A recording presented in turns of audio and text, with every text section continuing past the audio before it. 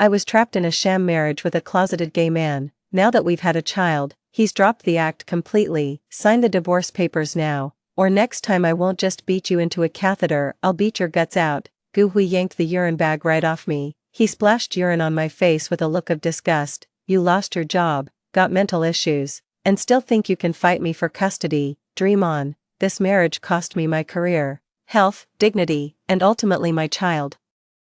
Then I jumped from the 28th floor. When I opened my eyes again, I found myself back at the very moment Gu Hui proposed to me. Amidst the crowd's teasing cheers, I decisively accepted the proposal. Rebirth isn't a complete reset, it's just stuffing a battle-scarred soul into a youthful vessel. Gu Hui, shall we marry? This time, you got tricked into marriage by a psycho. 1. Marry me, Xian Xian. Confetti exploded in the air as rowdy cheers filled the room. A 3 years younger Gu Hui knelt on one knee, holding up a plain band ring. As I looked at him, all I could see were those soul-crushing lines from the queer forum in my past life. OP, I only married a woman to continue the family line. Now that we have a child, how do I get rid of the mother but keep the kid? Reply 1. Get her fired and make sure she never finds work again. That way you'll get full custody. Reply 2. If she refuses divorce, beat her within an inch of her life. She'll beg for divorce soon enough. OP. She's nearly beaten to death. Bladder ruptured, doctors say she'll need a urostomy bag for life, still refuses to give me custody. Reply number 4, Jesus, that bitch gets wrecked like this and won't divorce. Is she mentally sound? OP, gave her depression from the beatings before, now it's turned bipolar. Reply number 6, that's insanity, sue for divorce now, guaranteed full custody. Move your assets first so you won't have to split shit. OP.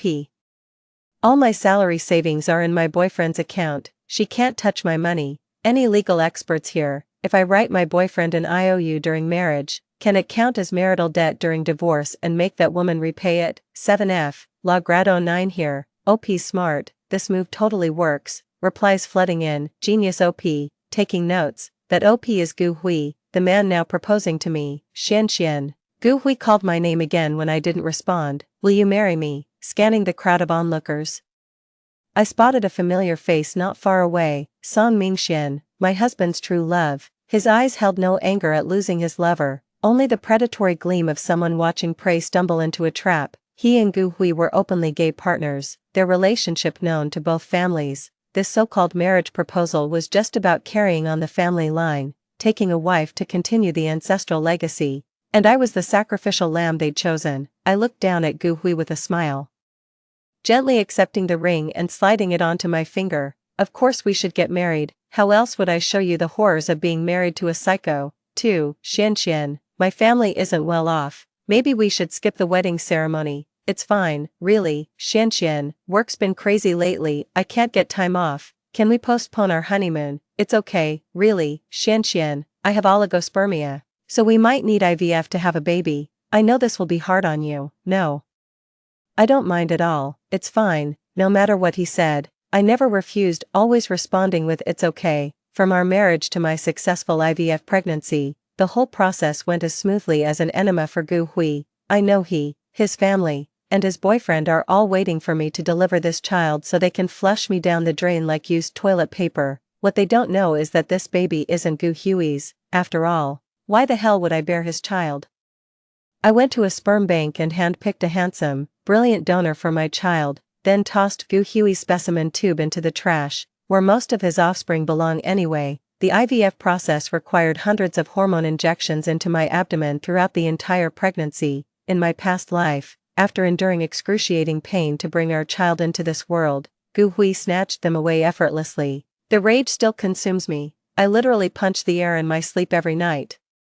Gu Hui got another midnight wake-up call from my fists. What kind of martial arts are you practicing in the middle of the damn night? He hadn't slept properly for half a month. Dark circles of rage forming between his eyebrows. Feminist combat. Fucking feminist combat my ass. Gu Hui burst into angry laughter. But this is the fist of justice. With that, I landed another punch square on his forehead, knocking him out cold. Ever since I got this mental illness, I feel like I've become so much stronger. 3. I slept straight through till broad daylight, waking up leisurely. Mom, I think she's gone crazy, look how she beat me up. Through the door, I overheard Gu Hui quietly complaining to his mom. Oh, women, They all get a bit moody and irritable during pregnancy, just bear with it for now. Once the baby's born, you won't have to indulge her anymore. In my past life, my mother-in-law kept up her act perfectly before the baby arrived. Even when Gu Hui and I argued, she'd take my side, making me believe she genuinely accepted me as her daughter-in-law, so I know she'll keep pretending this time too, until my child is born. No, seriously, I think she's lost her mind. Guess what she told me yesterday? She wants to quit her job, expects me to support her, a VP position in investment banking, pulling in hundreds of thousands a year, and she's just throwing it away. What? Absolutely not. The moment money was mentioned, even my usually sweet-talking mother-in-law couldn't keep up the act. She barged right in without knocking. Xian, wake up, don't sleep now. Mom needs to talk to you about something important. Mom, I'm thirsty, could you get me some water? My mother-in-law reluctantly brought me a glass of water. Too cold, I murmured, reaching out from under the covers to test it before quickly withdrawing my hand. The second glass arrived. Too hot. The third cup, lukewarm. Mom, bring me another straw. I want to drink lying down. My mother-in-law finally snapped, slamming the cup on the table and yanking my blanket off. Stop lazing around, look what time it is. Am I, an old woman, supposed to wait on you hand and foot just because you're pregnant, acting like you're some kind of royalty? I opened my eyes and sat up, feeling terribly apologetic. I thought it was my own mother who came in just now. Oh dear, how silly of me. A mother-in-law isn't the same as one's own mother. I shouldn't have been so familiar with you. My words made my mother-in-law visibly uncomfortable. What kind of talk is that? Of course I'm your mother too. I've always treated you like my own daughter. So do I get a share of your inheritance, a 50-50 split? How about Gu Hui and I each take half? I pushed my luck. Why don't we notarize a will first? Make it clear this is a no-strings-attached voluntary gift. My mother-in-law gasped twice in furious shock. You're just waiting for me to die. No way, but I'm unemployed now and really need the money. Finally getting to the point, my mother-in-law perked up. That job of yours was perfect, paid way more than Gu Hui's. Why on earth did you quit? I sneered inwardly.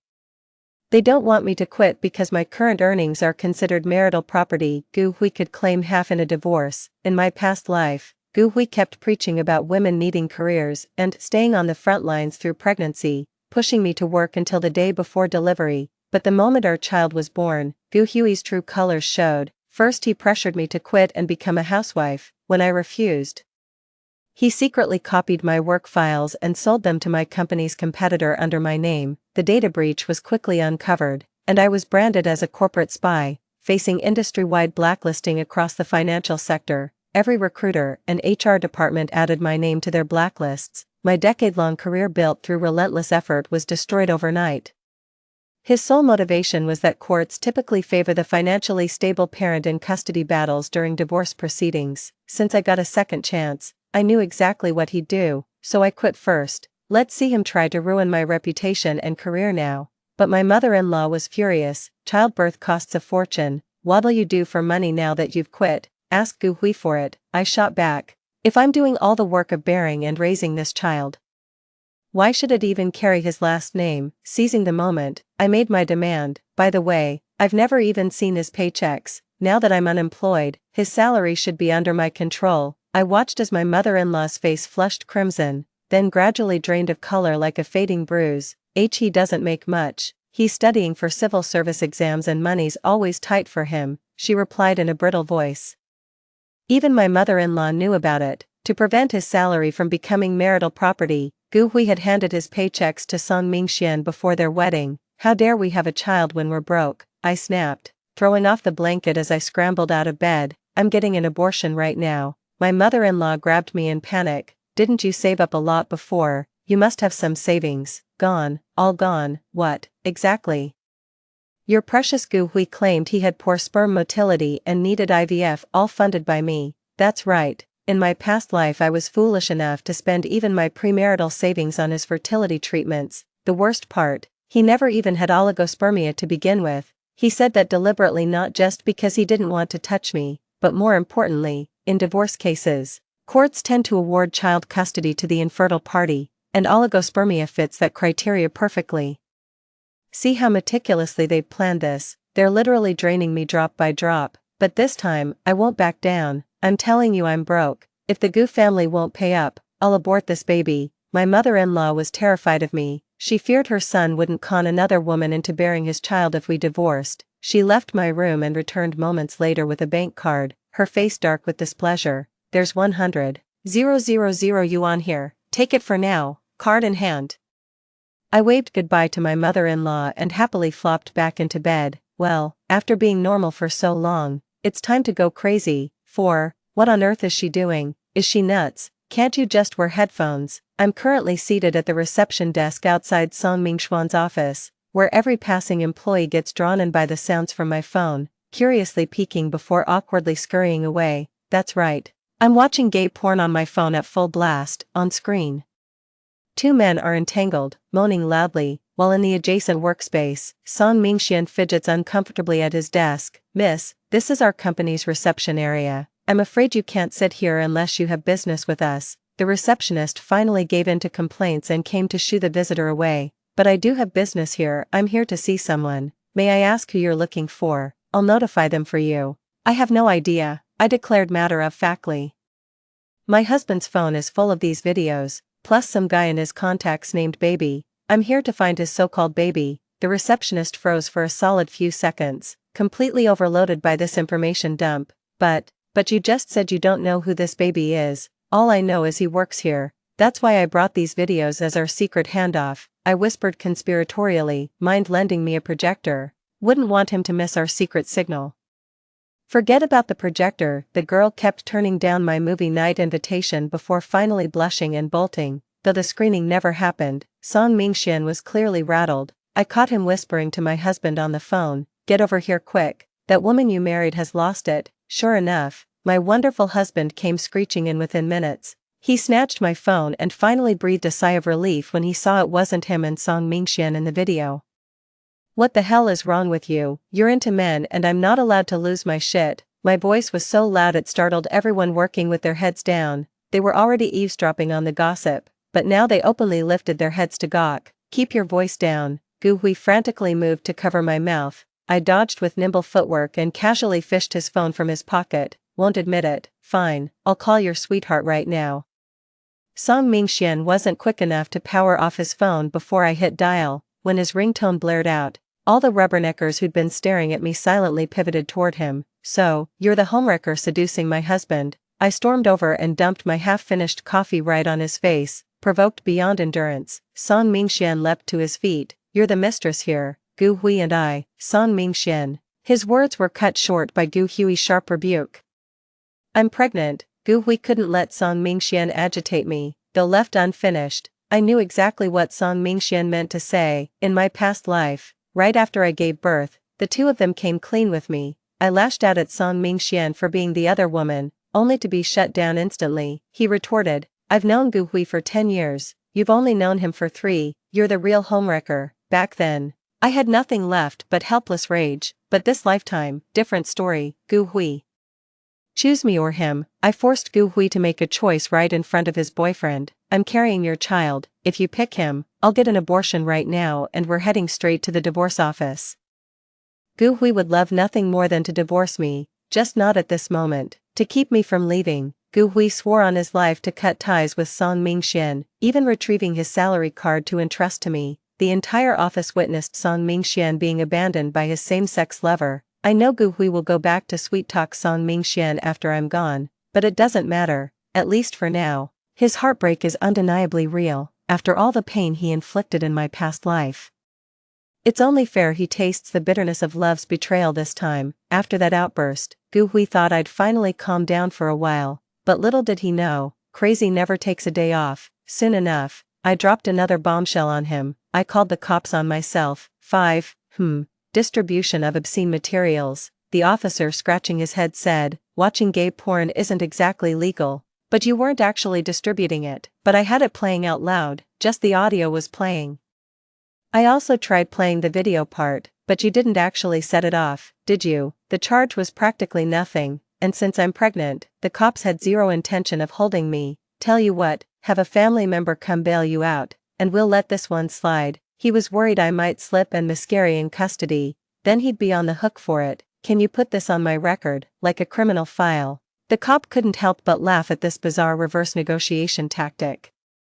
What exactly are you trying to pull here? My husband passed the civil service exam and is undergoing background checks, I admitted honestly. If his wife has a criminal record, he'll fail the vetting process. Do you have a grudge against your husband? The cop gave a slight shudder. I nodded. A blood feud, all right. The officer nodded understandingly. What marriage doesn't have its share of old grievances? He wagged his pen at me. But, don't let me see you in homicide. The police made perfect sense, but pregnant women can't take medication. I did the math. It's been nearly 6 months since I stopped my psychiatric meds. I don't know how much longer my sanity can hold out. 6. Gu Hui failed his political vetting, casting a gloomy pall over the entire household. Meanwhile, I'm just living it up, eating, drinking, and making merry without a care in the world. My mother-in-law couldn't take it anymore. Xian, you can't keep spending like this, we're literally broke. After failing his civil service exam, Gu Hui returned to his old job. Though his boss worked him to the bone daily, the paycheck still covered the basics. The reason money was so tight, he was secretly supporting Song Mingxian on the side, turned out to be an unexpected blessing in disguise. Gossip spreads fastest in this world, but rumors cut the deepest. That scene I caused at Song Mingxuan's office, now the whole company knows he's gay. And when they saw me watching gay porn at their entrance, though he wasn't even in it, the rumor mill twisted it into she was watching her husband's sex tape with him right outside the office. Nuclear, absolutely nuclear. Then Song Mingxian was let go through mutual agreement with the company. Gu Hui couldn't bear to see Song Mingxian suffer, but with his paycheck under my control, he had no choice but to support her using their family savings. Mom, I understand. I'll start a small business to help with household expenses. Doing the math, Gu Hui should be planning to have Song Mingxian sign an IOU by now, so I need to accelerate my own plan. I'll give them a taste of their own medicine. 7. To be honest, if it weren't for that despicable couple, someone with my moral standards would never have conceived such a vile scheme. A month later, my small business was 4 million in debt, with IOU signed to my friend.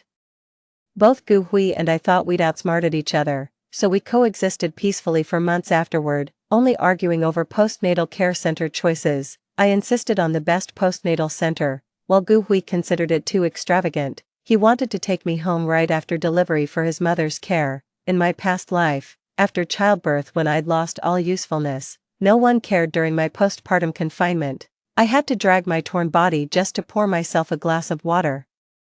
After barely 2 weeks of bed rest, my mother-in-law called me lazy and made Gu Hui beat me, forcing me to cook and wash dishes in freezing water for the whole family. Just remembering it makes me homicidal. This time, Gu Hui repeated the exact same words from our past life. I was struggling to crack open a coconut when Gu Hui's come back home slipped out the moment those words left his mouth. My cleaver came down hard on the shell. The coconut shattered instantly, its water spilling across the floor in a gush. What did you just say? I wrenched the cleaver free from the broken shell and advanced toward him, blade in hand. Gu Hui's eyes widened in panic as he stumbled backward. It's not that we don't want you to stay, but we're truly out of money. If you've got funds, you can stay as long as you like. Oh, I see, I said, my expression softening. Actually, I still have money, premarital assets. Gu Hui swindled me out of everything in my past life.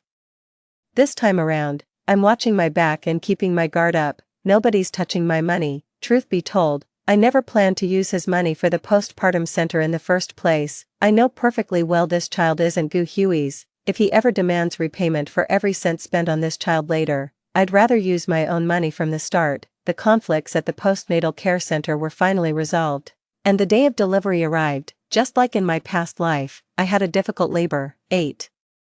I wanted an epidural, but Gu Hui refused. I requested a C-section, but my mother-in-law objected. The new policy hadn't taken effect yet, so the husband still held the signing authority for epidural anesthesia. Without his consent, I could have been dying in labor pain on that delivery bed for all anyone cared. Gu Hui did this on purpose. I overheard him talking with his mother outside the door. Let her suffer from the pain now.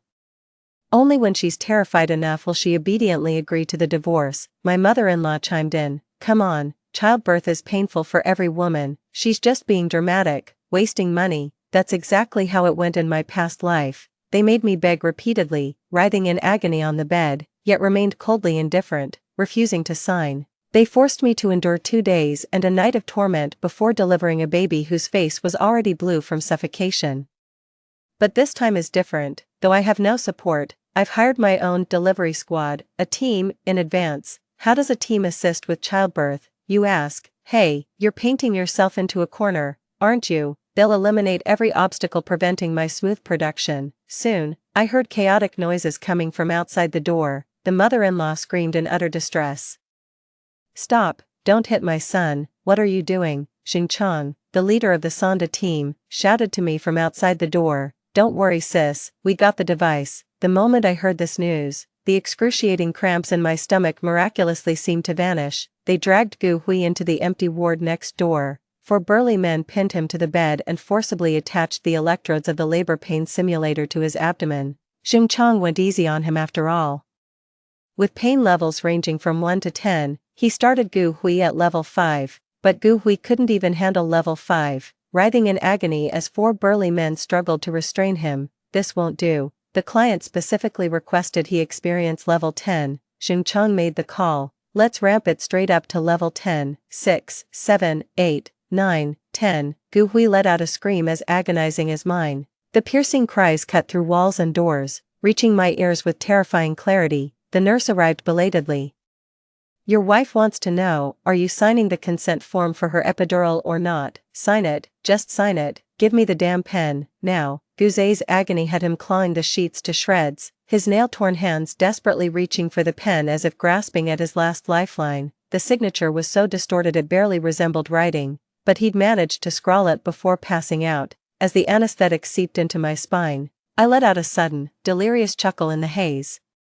They say husband and wife share one body, well then, you'd better savor every ounce of my suffering. 9. The baby finally arrived, a healthy 7-4-pound boy. My mother-in-law was over the moon, refusing to let go of him and barely letting me near. Well then, don't you dare put him down. If she's willing to handle the exhausting newborn care, I'm certainly not about to fight her for it. Just eating, sleeping and scrolling through my phone every day, living the absolute dream.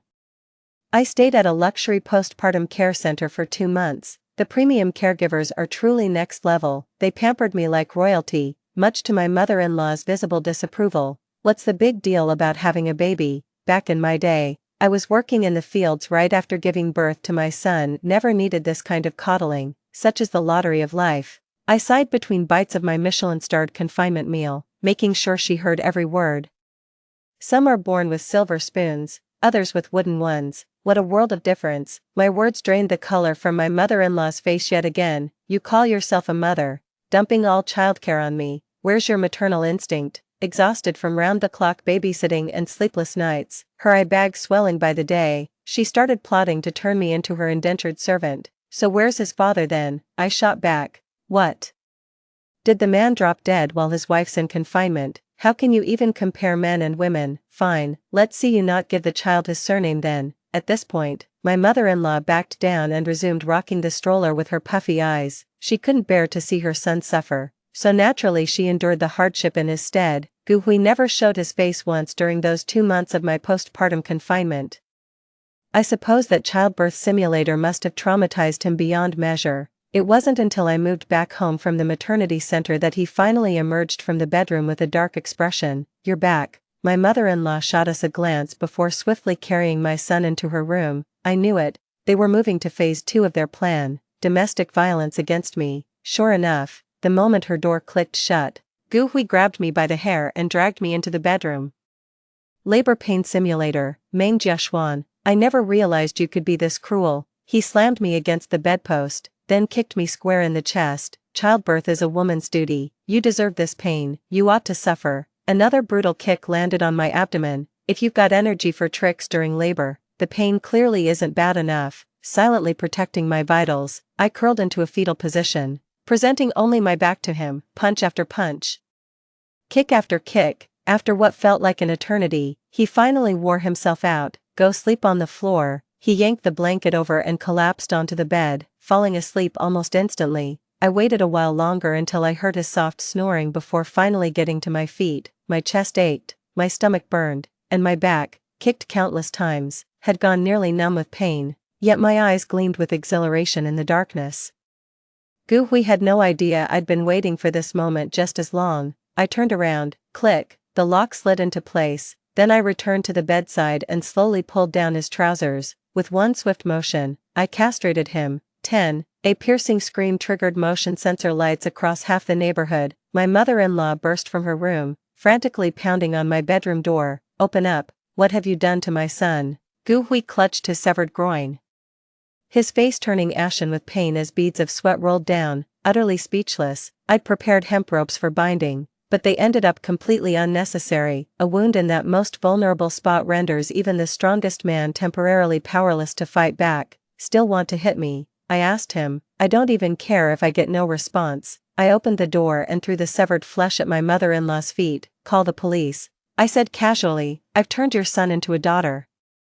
She let out a shriek, rolled her eyes back, and fainted. Pathetic. I ended up calling the cops myself. 2 officers arrived, one being the same cop who'd warned me to stay away from the Criminal Investigations Division. As he cuffed me, he kept glancing at my bruised and swollen body, his words dying in his throat. See, pure self-defense, I said, oddly chatty given the circumstances. That's not how self-defense works.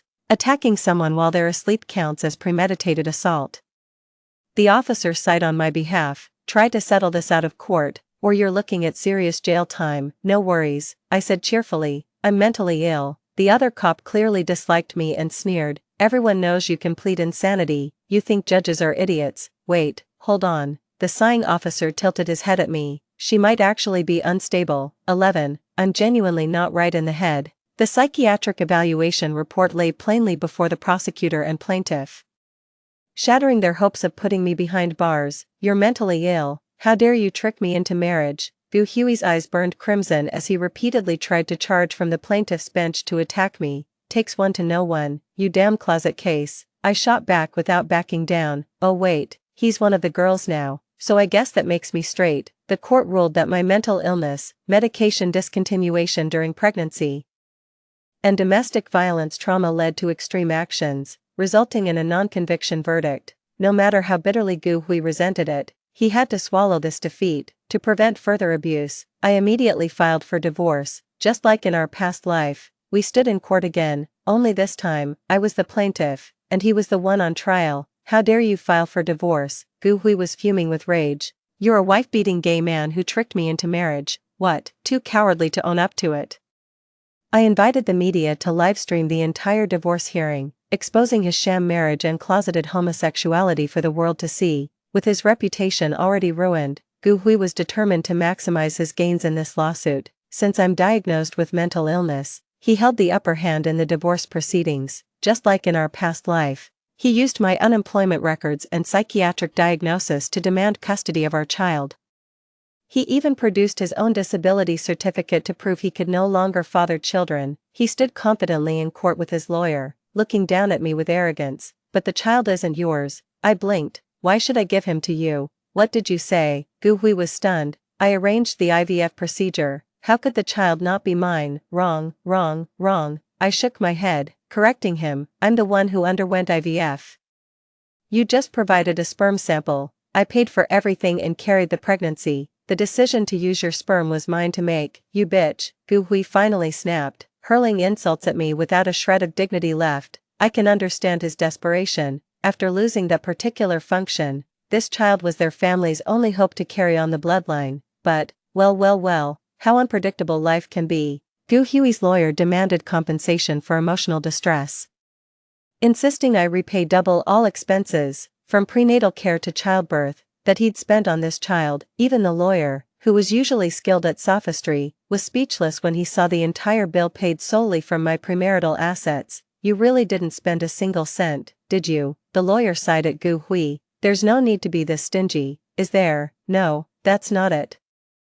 Gu Hui went through the list item by item, from the ultrasound fees during prenatal checkups to the diapers used at the postpartum center, even the weekly imported formula expenses. All of it had been deducted from my premarital account. He never expected me to calculate everything so meticulously, leaving him no room to take advantage. Looks like you met your match. The lawyer offered his client some half-hearted sympathy. Next time you try marriage fraud, pick an easier target.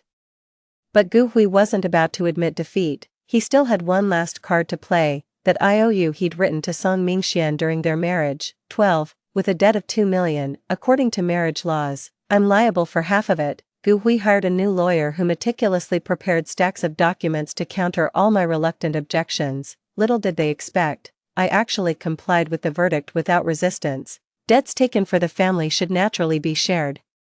I wholeheartedly agreed with Gu Hui's lawyer's arguments. After all his lengthy statements spared me from addressing the judge, producing the IOU I'd prepared, I suggested, this was also borrowed for household expenses, shall we split the repayment? For $1 million, faced with this staggering amount, even Gu Hui's new lawyer could only bow his head like a hype man, clapping like a seal and muttering wow. After these legal battles, not only did Gu Hui fail to profit from me, but the debt settlements left him owing me $1 million instead. He's completely finished. Rumor has it he developed depression too, lost his job, and is now scavenging trash to pay off debts. Song Mingxian. Of course Song Mingxian left him. I genuinely hoped to witness an unbreakable bond, but alas, trash attracts trash. Anyone who caught Gu Hui's eye was probably rotten to the core. 13. The day the $1 million hit my account, I was at the household registration office holding my son to change his surname. Why can't I? I'm divorced now. My son should obviously take my last name, I protested indignantly. As I've explained, children can voluntarily change surnames after 18, before that, it requires both parents' consent. Did your ex-husband agree? The clerk repeated impatiently, his consent doesn't matter, this child isn't biologically his. I showed her the court judgment documents. She read the line about my mental illness twice, then verified the child had no blood relation to my ex-husband before reluctantly handing me an application form. Fill in all the blank sections. What's your surname? It's Meng, I cried out with joy. My surname is Meng, and from now on, my child will bear the Meng name too. He came from my womb, my precious little one who belongs to me alone. 14. In finance, what really matters is competence. A criminal record isn't that big of a deal. After the divorce, I threw myself back into the corporate world with reckless determination and somehow outperformed my pre-marriage career highs.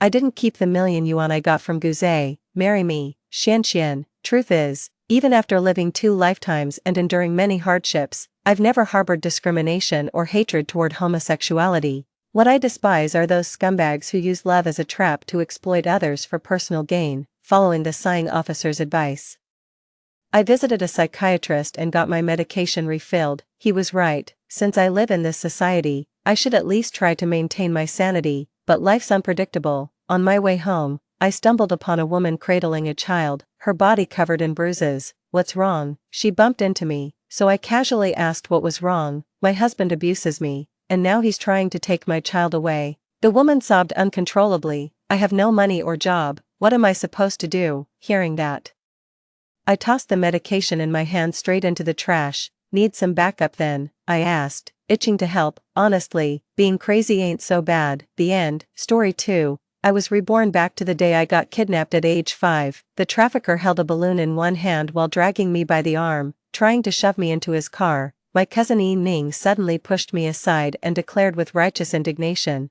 take me instead. I couldn't help but let out a cold laugh. She fantasized about being abducted by traffickers like my past self, sold to a metropolis oceans away, adopted by wealthy parents to live a life of endless luxury and decadent pleasures, but she had no idea what the next 20 years would hold, the hell I had to endure. 1. In that past life, Yi Ning watched as the traffickers took me away without lifting a finger to help. I was sold to a wealthy but childless couple, while she shamelessly took my place on the family register, becoming my parents' beloved daughter in my stead. Later, when the factory restructured, my parents lost their jobs and our circumstances worsened, yet my parents still scraped together every penny to meet her needs, even taking menial jobs to put her through college. No output as the provided text is empty or contains only a non-printing character, but when we met again 2 decades later, she spoke of my parents with nothing but contempt. You have no idea how I live. No AC in summer, no heating in winter. One winter we nearly got carbon monoxide poisoning from the stove. They're nothing like when you were young, so stingy they'd agonize over buying a simple cut of meat. When a talent scout wanted me for commercials, they flat out refused, saying that industry's too shady for girls. Truth is, they're just scared I'll leave them behind if I make it big. Yet for all her complaints, her smooth complexion and neat clothes betrayed no signs of hardship.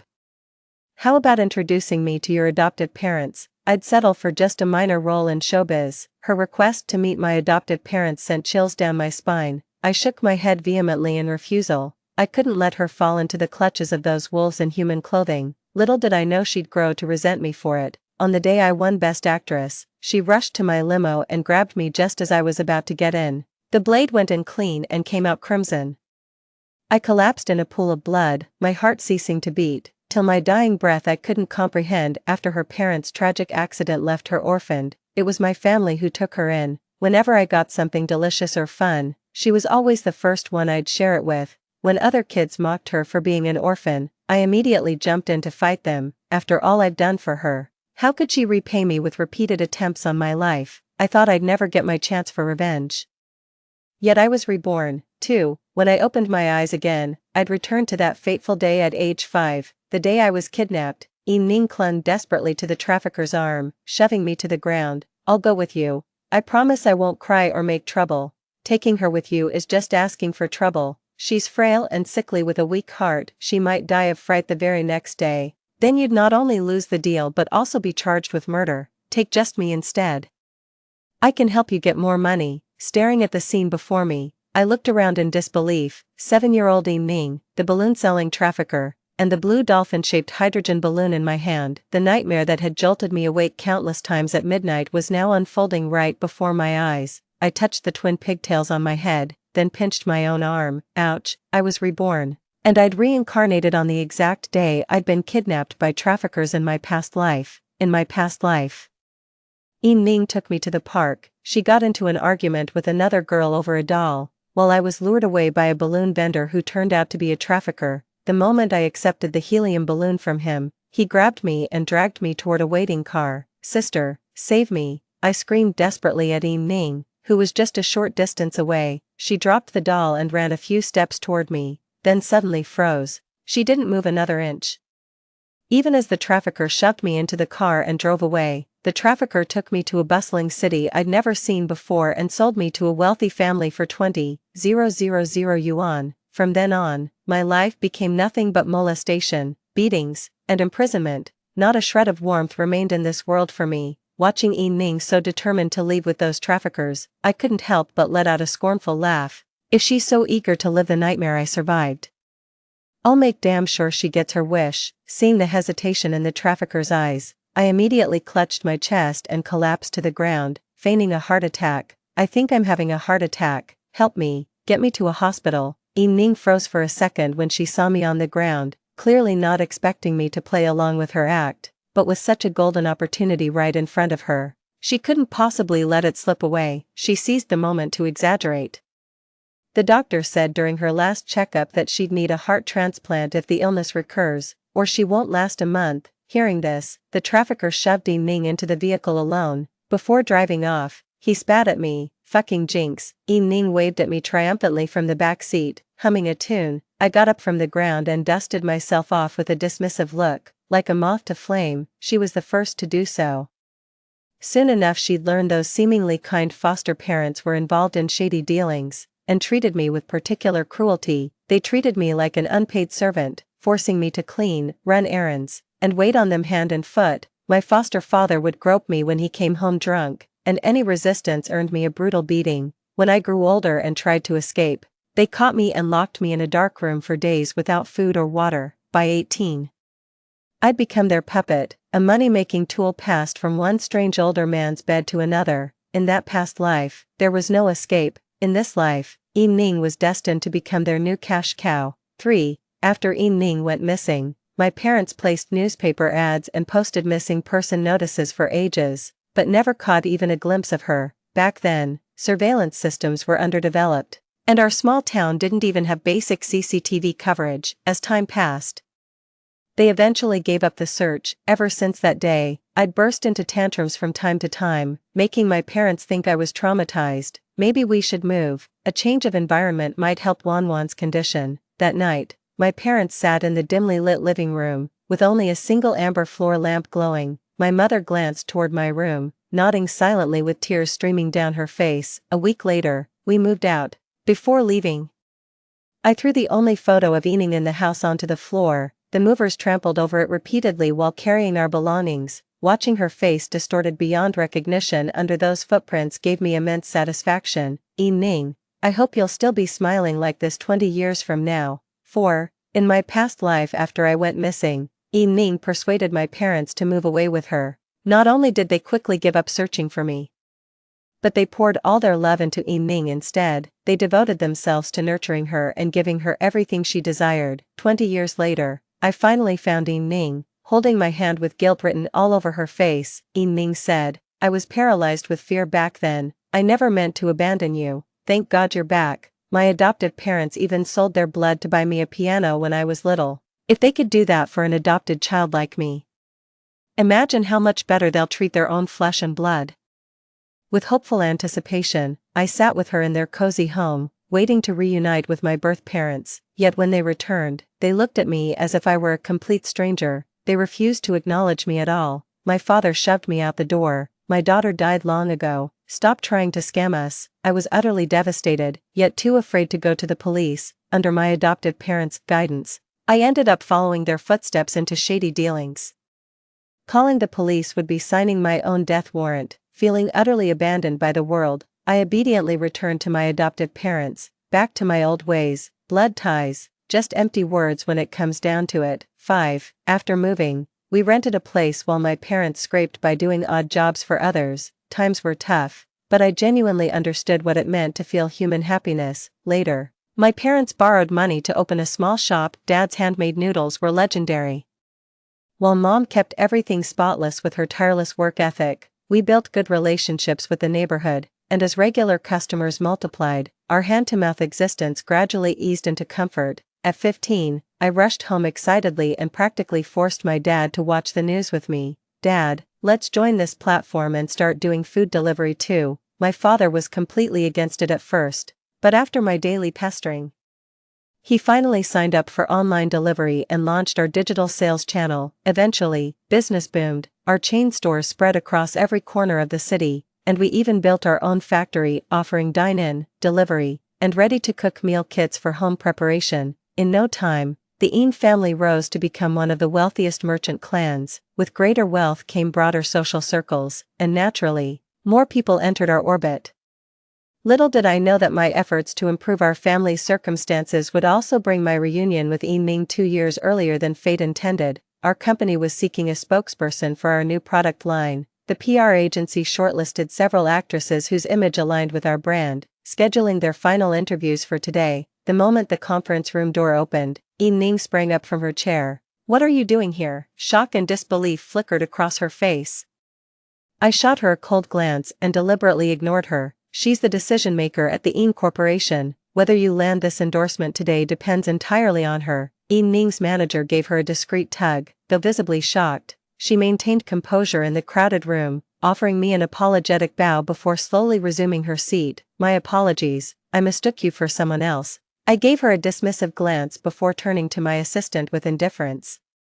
Let's start with her first. She shot a sideways glare at her agent. I thought this was just a formality. What's this about? Am I supposed to perform for her now? Ning pointed at me, her face twisted in resentment. Without looking up from her resume, I said flatly, unwilling. Next. Fine, I'm out. Who the hell wants your shitty endorsement deal anyway? Ning grabbed her bag, kicked the chair aside, and stormed out. Her agent scurried after her, pleading, for God's sake, calm down. If you don't get that money for your parents, you'll have to. Ning suddenly stopped dead in her tracks and turned to glare at her agent with venom in her eyes. Have to what? Sleep with their hand-picked guy? What's one more fuck after all these years? Yu is no ordinary man. His depravity is legendary. Countless girls in our circle have been left half dead by his games. Ning, I fear you might walk in but never walk out alive. Nonsense, Yu would never do such things. In her past life, she'd seen all those news stories about Yu and me, how he proposed, how we were inseparable, the picture-perfect romance. Relax, I've got him right where I want him. No way, you have to land this endorsement deal no matter what. Her agent panicked seeing her ready to back out. Why, I signed a betting agreement. If you fail to secure this endorsement, we breach the contract, you'll be blacklisted, lose all income, and your parents will never let you hear the end of it. Ning's gaze pierced through the conference room glass, locking onto me inside. I met her stare unflinchingly. Ning, Are you finally realizing how heaven and hell hang by a single thread? 6. I glanced at the 3 remaining girls in the room. Let's go with her. I pointed at Yuan Jin sitting quietly in the corner, her head bowed nervously. Are you sure? The assistant looked surprised. Yuan Jin is a complete rookie with no connections, no backing, and zero reputation.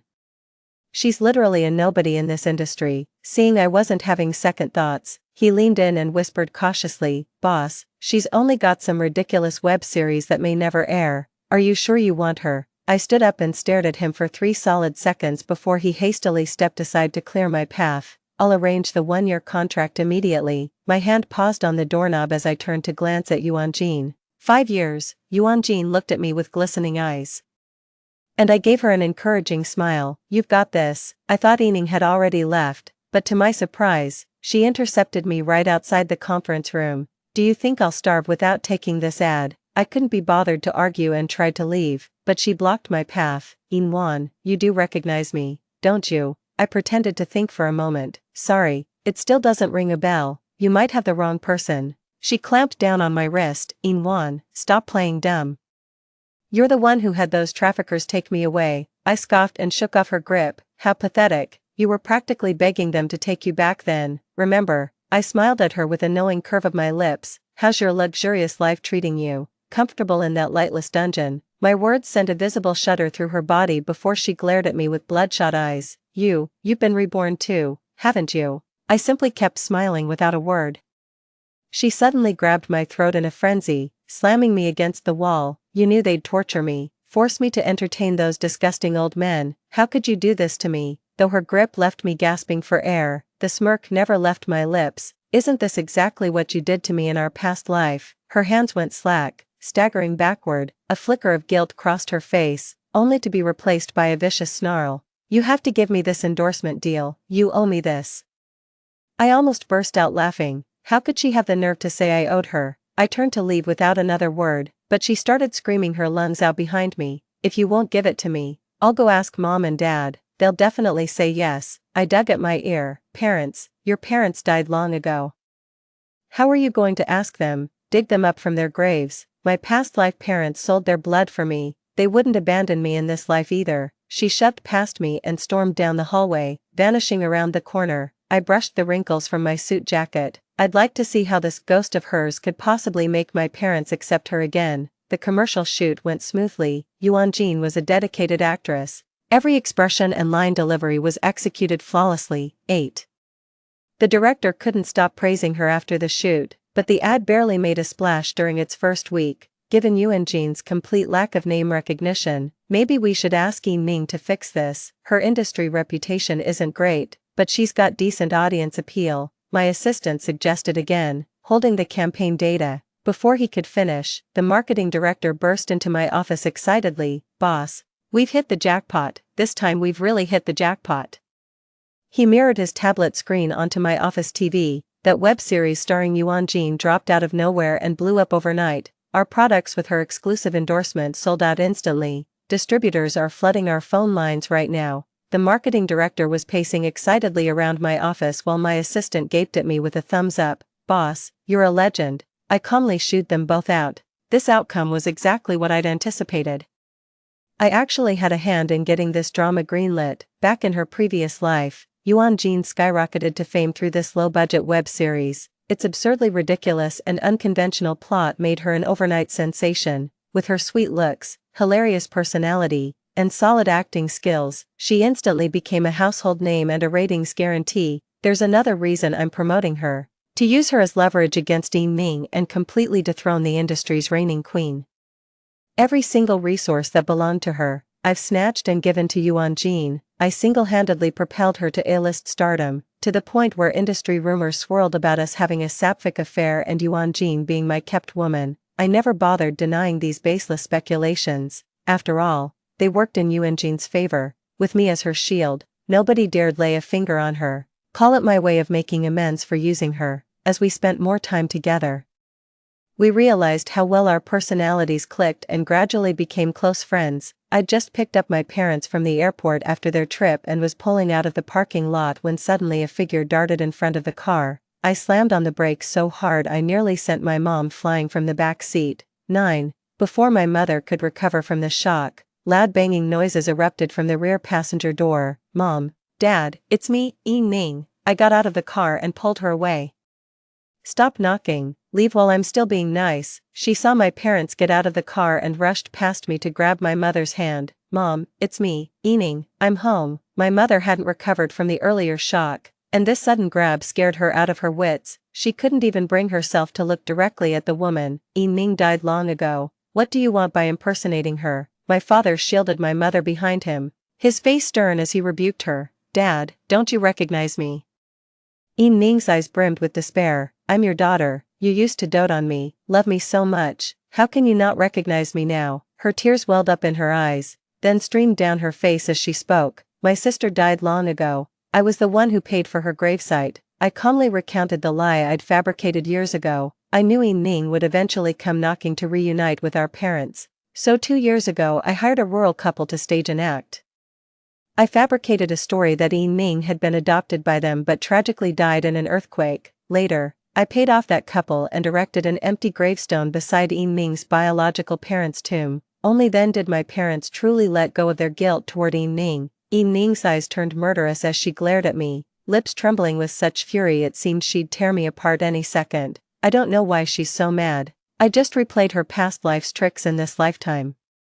With a little creative twist of my own, she lunged at me like a madwoman, grabbing my arm and shaking me violently. It's you took everything from me. Smack, a sharp slap rang out right beside me. To my shock, Mom actually struck her across the face. In our past life, Mom treated her like fragile porcelain, yet now she delivered that slap without hesitation. Ning stood frozen, clutching her reddened cheek. Mom, you hit me. Don't call me Mom, I only have one daughter. If you're sick, go to a mental hospital. If you hurt my girl again, I'll fight you to the death. Seeing my mother's furious expression, I found myself beginning to forgive her. Even though she'd neglected me in my past life, she'd truly been good to me in this one. The three of us left amidst Ning's curses, and even from a distance we could still hear her hysterical screams. Just wait, I'll make you regret this. Whether we'll regret it or not I don't know.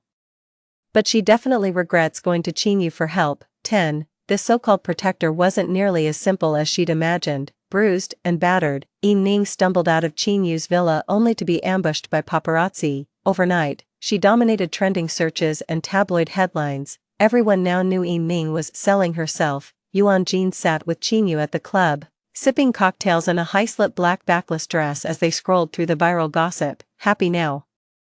This paparazzo is useless. The angle's all wrong. Can't even see the bruises on my face. I crossed my legs casually, letting my toe brush faintly against his thigh. In my past life, Chinyu nearly destroyed me. Though Yuan Jin doesn't know the full history between us, she offered to help me out of gratitude. My adoptive parents were gambling addicts who racked up massive debts at Chinyu's casino. When they couldn't pay, they came after me again. They had me scrubbed clean and wrapped up like a candy before delivering me to Chinyu. I begged my adoptive parents through tears. Anyone but that beast Chinyu. Anyone would do, but they wouldn't listen. They chained me to the hotel bed like a lamb for slaughter, leaving me battered and broken by Chinyu's cruelty. Damn it, you lied about being a virgin, you're nothing but used goods. Afterward, he casually grabbed a whip and lashed me twice with brutal force. His torture left me barely conscious, my body so battered I couldn't even tell where the pain originated. Later, as my adoptive parents gambled away even more recklessly, he subjected me to repeated torment. Over time, Chinyu seemed to develop a shred of pity for me. He bankrolled my rise, invested in the TV shows and films I starred in, and at least maintained appearances for me in public.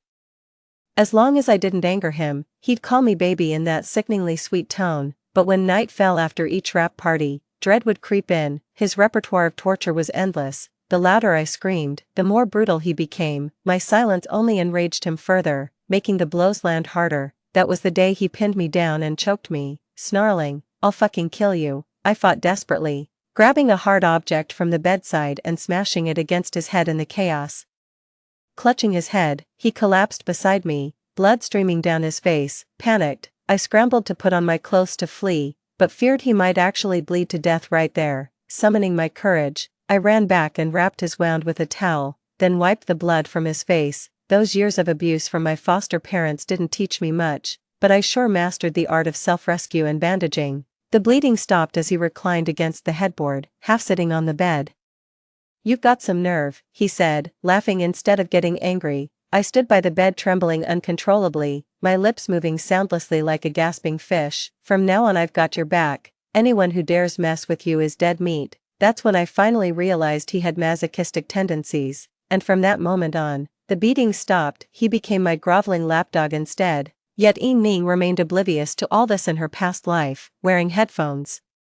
Yuan Jin extended her finger as instructed, tracing lightly over his knuckles before deliberately digging her nails to leave 2 crimson trails on his forearm. 11. Qinyu licked his wound, a smirk playing at the corner of his lips. Not satisfied, Yuan Jin feigned annoyance. "She just walked out of your house on her own. I'm a little upset about that." "No problem at all." Completely smitten by Yuan Jin, Qinyu immediately called Ning's adoptive parents mid-conversation.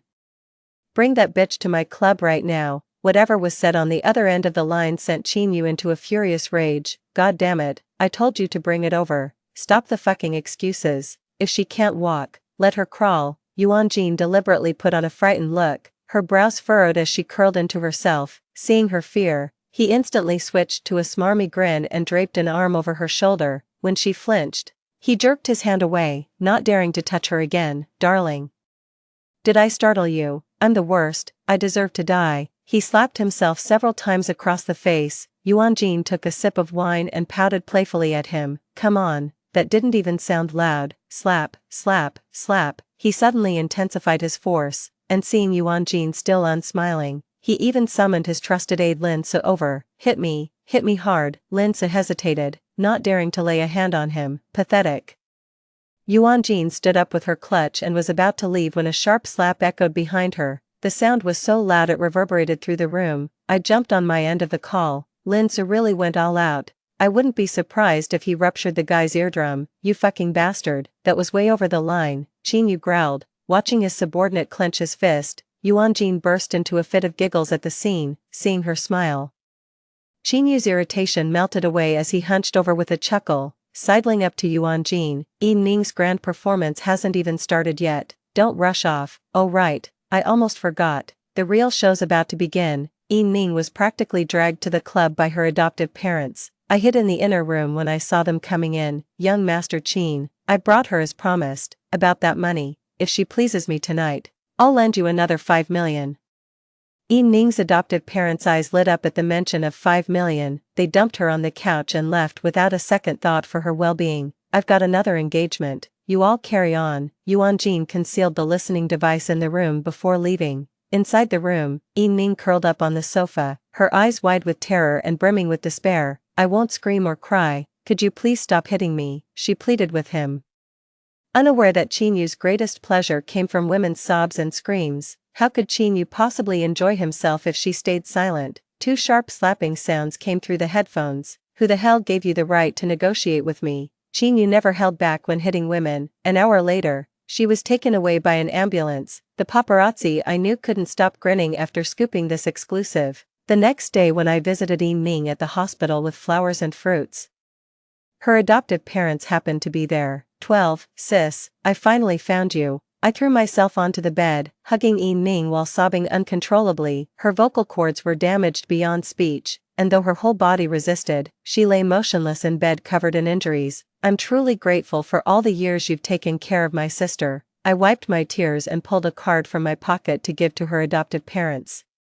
"There's 2 million in here. It's our family's small token of appreciation. We hope you'll accept it." The moment they heard the amount was only 2 million, their expressions turned sour. Ning's adoptive mother rolled her eyes at me. 2 million, that's barely enough to tip a beggar. I feigned hesitation. "This is all the cash we can spare from home." "Fine, I'll take this for now. Consider the rest an IOU." Ning's adoptive father pocketed the card, only to have it snatched away by her adoptive mother before it could warm his pocket. "I don't trust you with it. I'm the one who shouldn't trust you." The two were wrestling over that card right in front of me, while I stood by enjoying the free entertainment like watching circus monkeys perform. I only stepped in to mediate when they were red-faced and about to come to blows.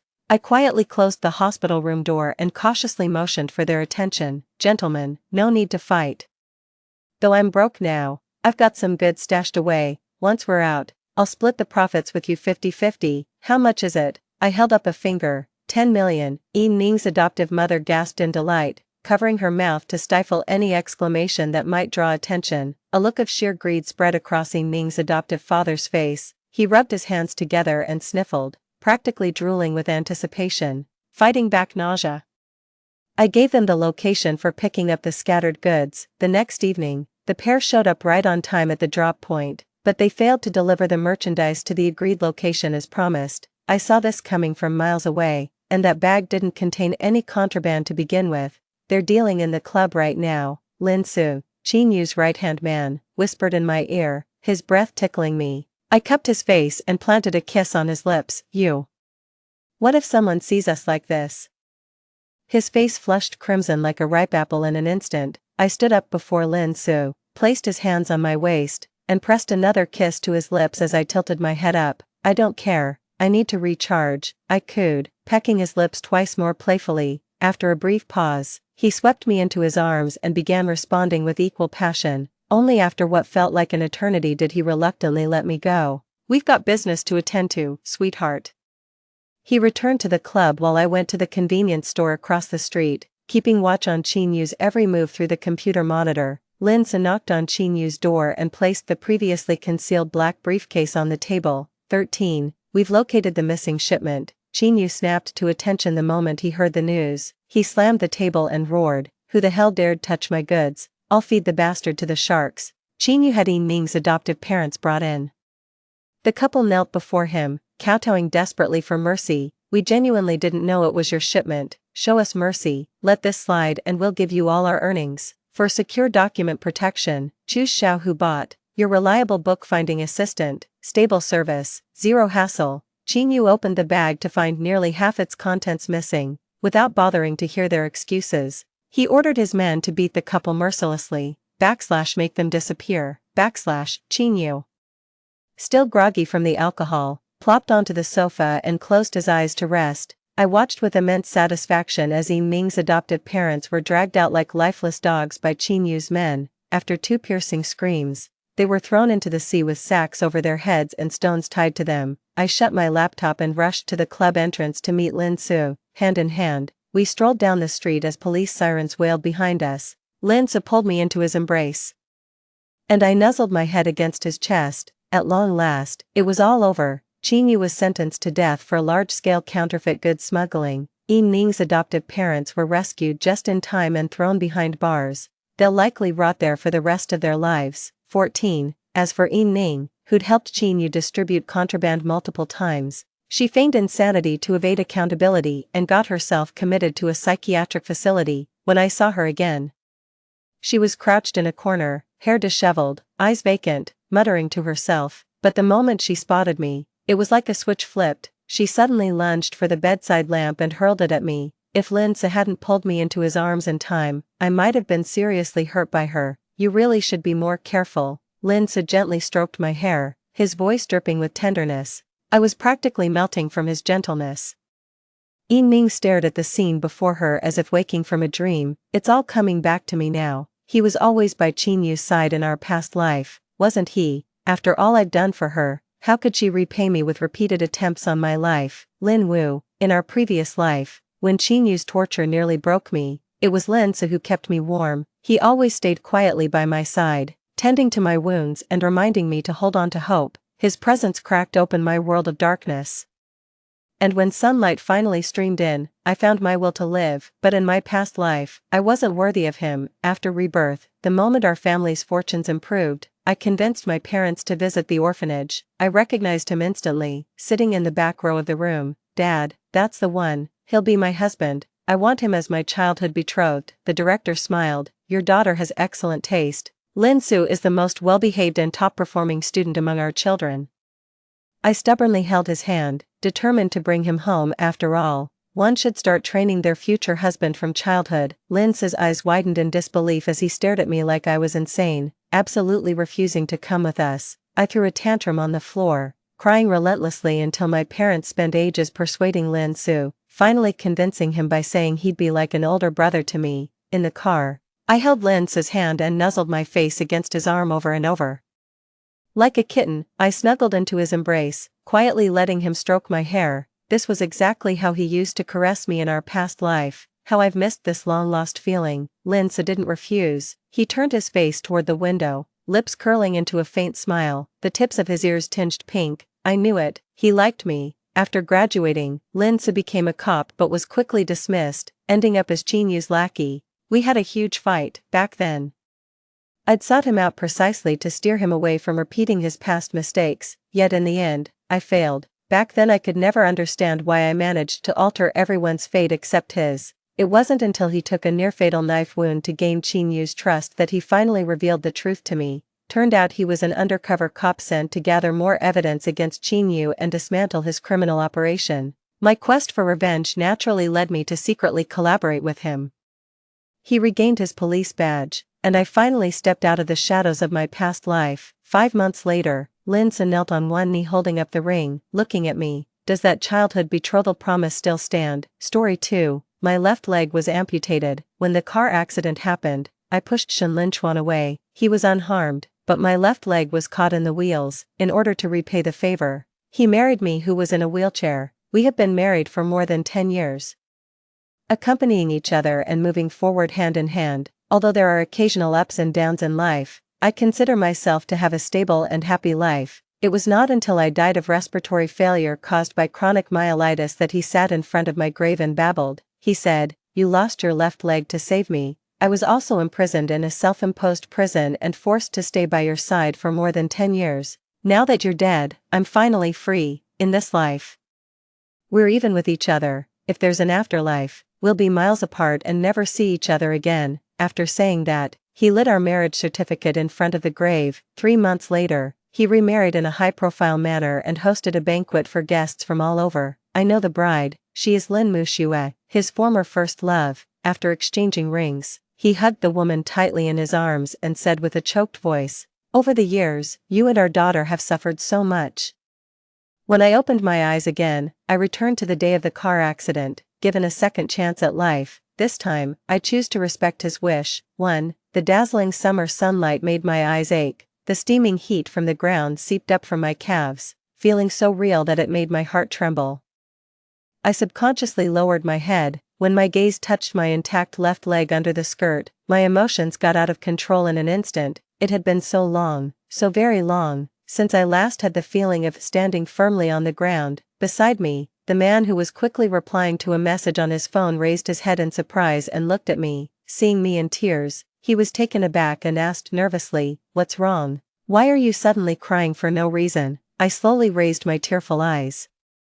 Through the hazy mist of tears, I looked at the man in front of me. Shenlinchuan at the age of 22 was really good-looking. He was full of youthful vitality, with his eyebrows and eyes relaxed, and his eyes clear and bright, without the exhaustion and depression that would later seep into the depths of his eyes. I had almost forgotten. It turned out that before we got married, he was so full of ambition and vitality. Shenlinchuan noticed my scrutiny, and his handsome eyebrows furrowed slightly.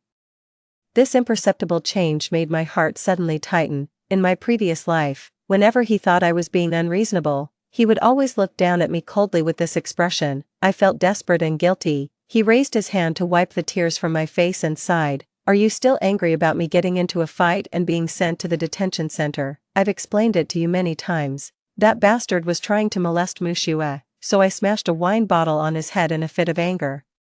In that situation, who wouldn't? I took a step back to avoid his touch and interrupted him calmly. "You don't need to explain to me. This matter has nothing to do with me anyway. It's your freedom to decide who you want to save." The expression on Shenlinchuan's face went blank for a moment, and the rest of his words got stuck in his throat. After a long while, his voice was tense, and he frowned as he asked me, "What do you mean by that?" I looked down at my intact left leg again and replied calmly, "It means exactly what it says. By the way, the compensation money I paid for you just now, plus the medical expenses for the injured person that I advanced for you before, amounts to a total of 57,170 yuan. That was the money I saved from my part-time jobs to pay off my student loans. Please return it to me as soon as possible." 2. In my previous life, when I learned that Shenlinchuan had been detained for fighting, I thought there was something wrong with my ears at first. He was always a gentle and polite student union cadre, a model student praised by the teachers. He had never even had a heated argument with anyone, How could he get into a fight with street hooligans and even end up in the police station? Later, after I paid the compensation money for him and completed the formalities, I picked him up. But when I saw the man in front of me clearly, I was so shocked that I froze in place. He was in a sorry state, with a bruised cheek, a piece of his right sleeve torn off, and scabbed wounds on his hands. This appearance was completely different from the Shen Linchuan I had known for 3 years in college. When he saw me, he explained to me in a flustered manner, Mu Xue and her friend were in a bar and were harassed by a drunk hooligan. The man was acting drunk and pressed her on the sofa, trying to molest her forcefully. Li Qing and I happened to pass by. We couldn't just stand by and watch, could we? I was curious why he would suddenly go to a bar with his friend, but he had always been sincere and enthusiastic, so I didn't doubt his words too much. Although we were lovers, we also maintained our own space and freedom in our daily lives. In that situation, even if they weren't classmates, it was only right to stand up and rescue the molested girl. What's more, I also knew Lin Muxue. She was Shen Linchuan and Li Cheng's high school classmate.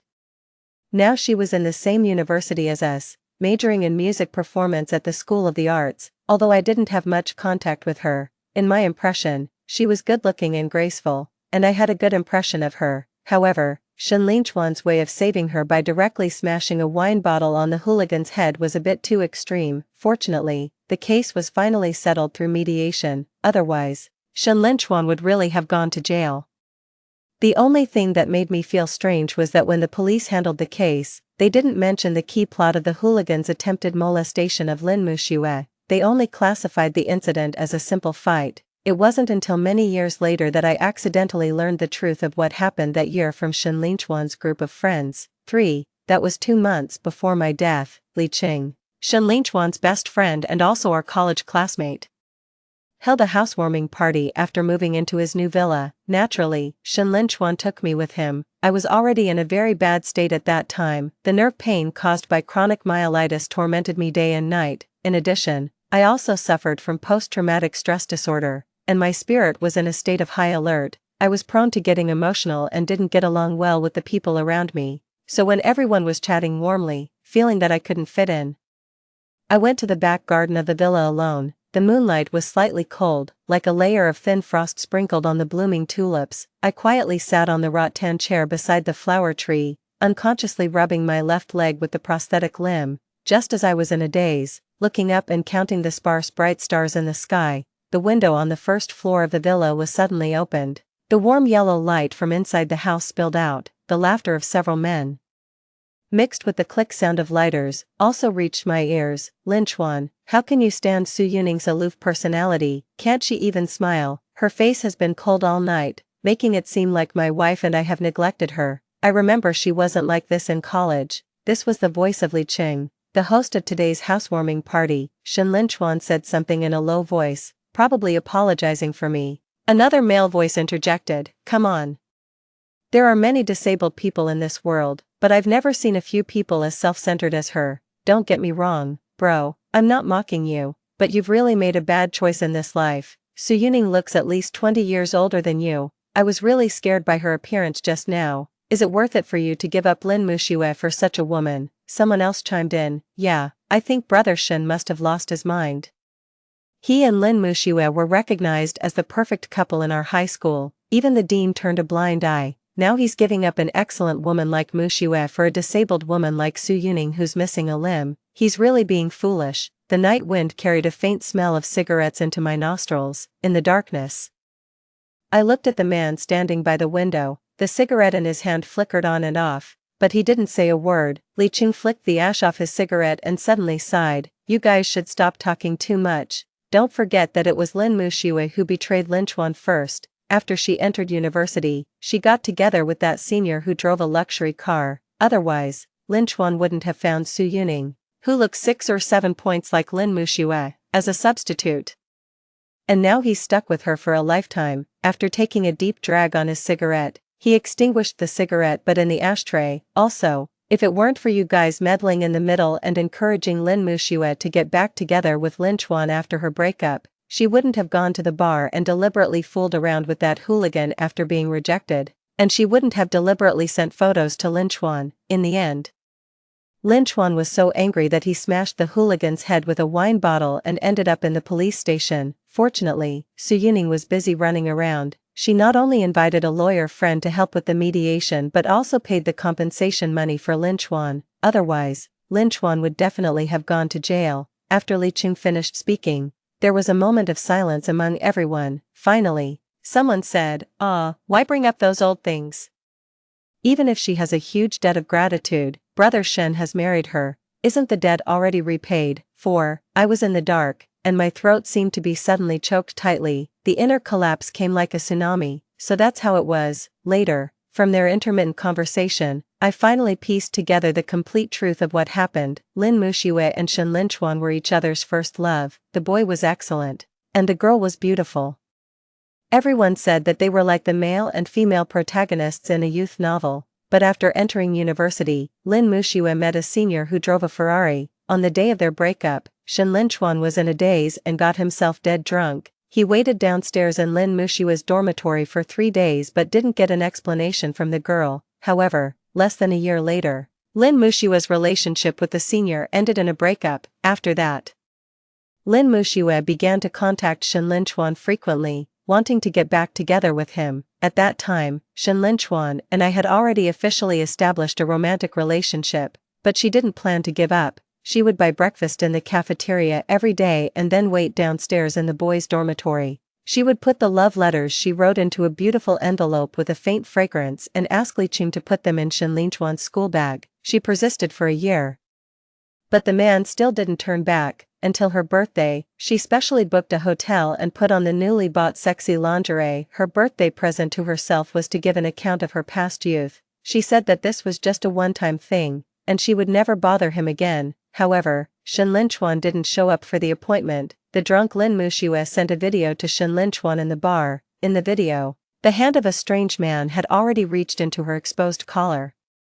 When Shen Linchuan rushed to the bar in a hurry, he saw her being pressed in the booth by the man, with her skirt in a mess. Shen Linchuan was blinded by anger. He reached out and pulled Lin Muxue away from the man, and then got into a fight with that person. Later, because he was subdued, in a hurry, he picked up the wine bottle on the table and smashed it hard on the man's head. As for what happened later, I already knew. With that smash, Shen Linchuan almost ruined his bright future. The other party stubbornly refused to reach a settlement and insisted that Shen Linchuan go to jail. After I learned about it, I contacted the lawyer I met when I was doing a part-time translation job overnight and asked him to help deal with the matter. I also visited the man in the hospital several times and pleaded with him humbly to reach a settlement. After a week of difficult negotiations, the other party finally relented. He demanded 50,000 yuan in compensation plus covering all his medical expenses and agreed to a negotiated settlement. Shen Linchuan didn't want his parents to know that he had gotten into trouble at school, so I advanced them more than 50,000 yuan. That was my scholarship and the money I earned from translation orders in the past few years of college. The car accident that led to my amputation happened on the way back to school from the detention center. At that time, after Shen Linchuan answered a phone call, he suddenly said that he wanted to buy something at the supermarket across the road and asked me to go back to school first. Just as he was crossing the road, a black car lost control and rushed towards him. I didn't have time to think. My body reacted faster than my brain. I rushed over and pushed him away with all my strength, but my left leg was caught under the wheels of the car. Due to the severity of the injury, a large area of the leg tissue became necrotic. In order to save my life, my left leg had to be amputated. After coming out of the operating room, Shen Linchuan held my hand tightly. With red and swollen eyes, he knelt in front of my hospital bed and promised that he would take good care of me for the rest of his life. Later, I took a leave of absence from school and gave up the idea of taking the postgraduate entrance examination. I lay straight in the simple rental house that Shen Linchuan rented for me every day.